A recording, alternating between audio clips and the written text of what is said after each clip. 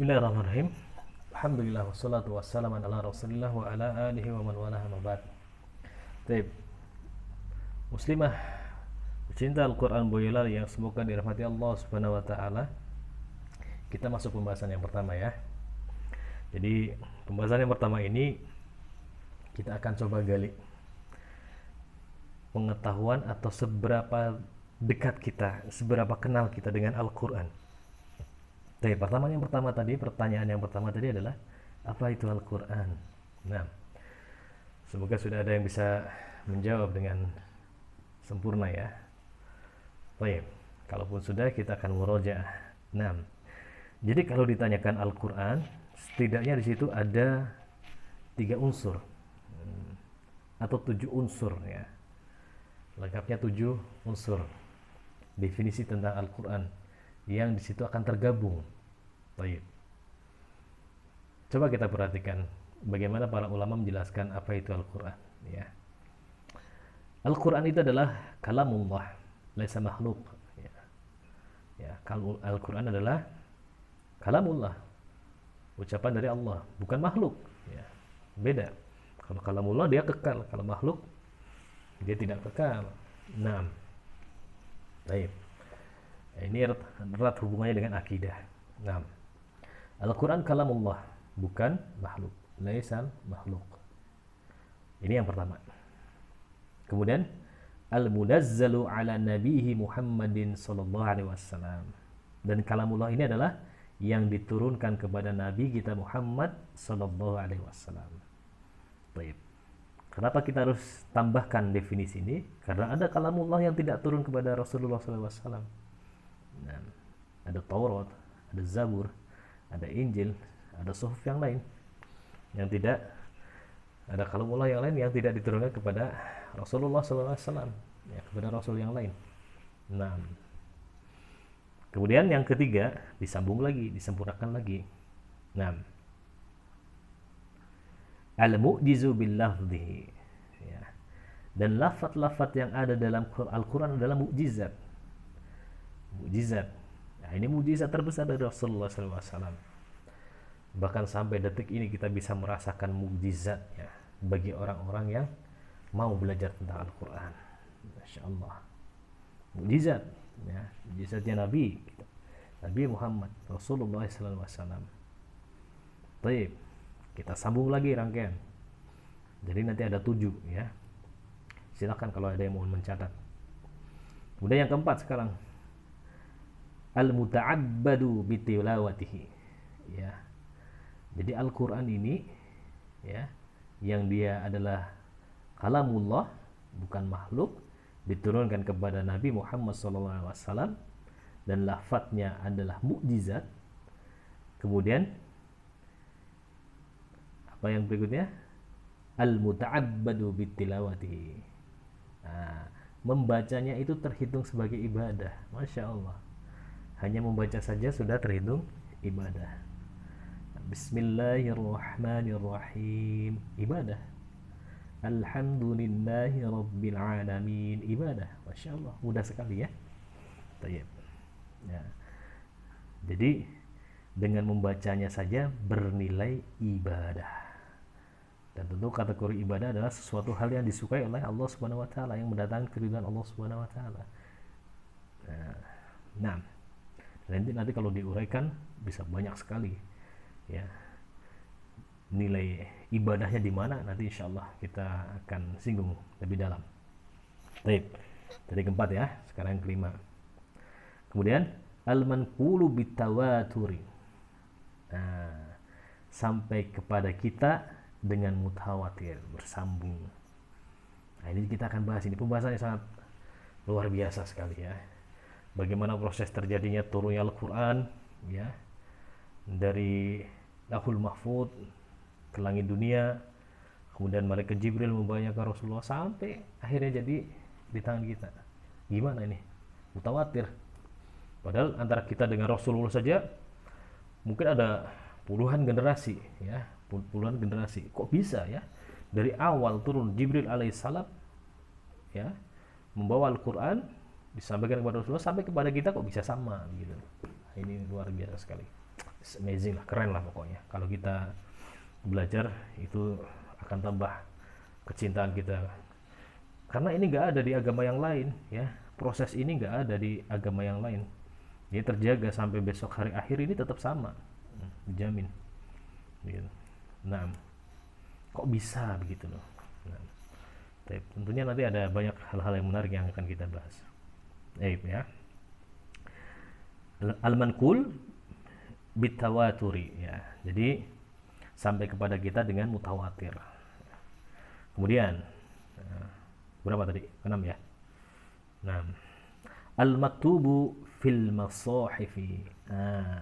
Ya, tertulis dalam mushaf-mushaf, dalam lembaran-lembaran.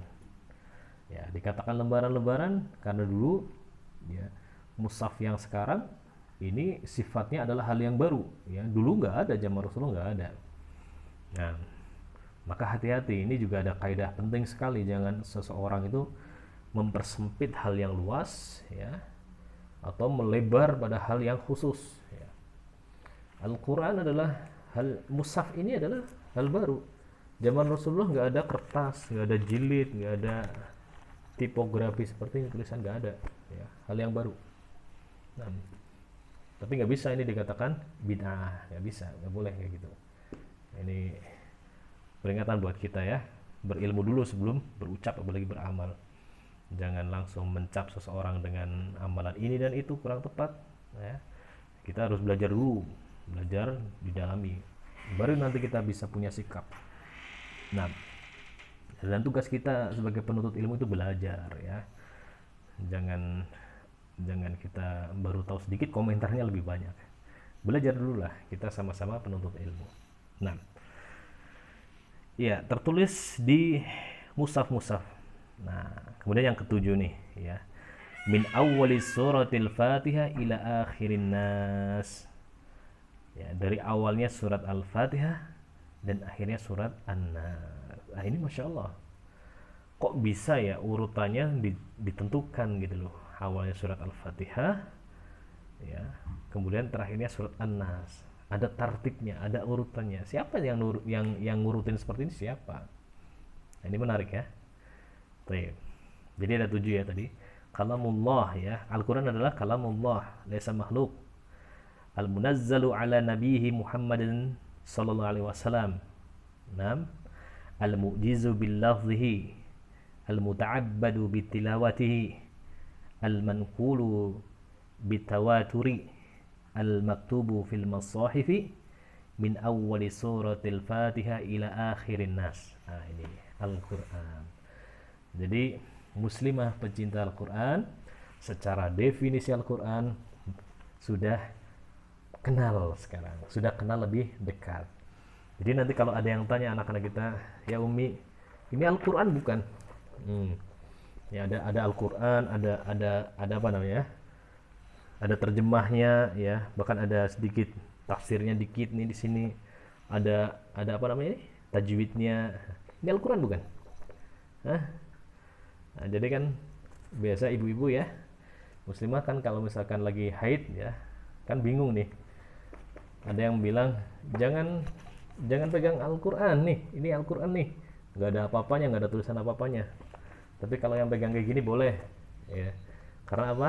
Karena ada terjemahnya gitu. Kan ada kayak gitu, ya, sebagian kita. Nah, maka kembalikan ke definisi yang tadi. Ini Al-Quran bukan? Nah, kalamullah. Ada nggak kalamullahnya? Ya ada. Ya ada nih. Ayatnya ada. Bismillahirrahmanirrahim dan seterusnya, ya. Kemudian ya sepakat. Munazzalu ala Nabi Muhammad. Ya, ini yang diturunkan kepada Rasulullah SAW. Nah, al-mu'jizu bil lafzi, ya, ini mukjizat. Muta'abbadu bitilawati. Kalau kita baca satu ayat saja, ya.